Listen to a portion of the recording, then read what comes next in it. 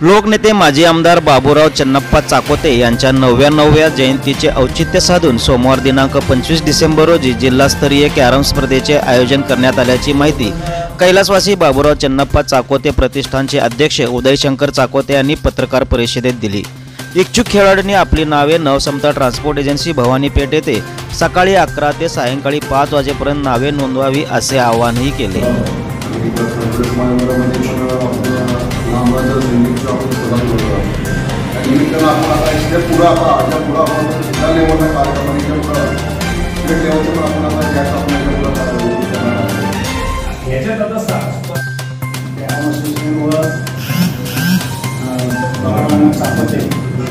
प्रतिष्ठानतर्फे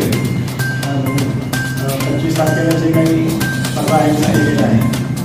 त्या स्पर्धेमध्ये शहरातली आणि जिल्ह्यातील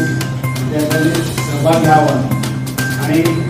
हा जो कार्यक्रम आम्ही दरवर्षी साजरा करणार आहोत त्या दर वर्षाप्रमाणे आता 2-3 वर्ष कोविडच्या याच्यामुळं हे झालेलं होतं, परंतु पुन्हा आम्ही आता जे पुढच्या वर्षी सुद्धा स्पर्धा ह्या होणारच आहे त्या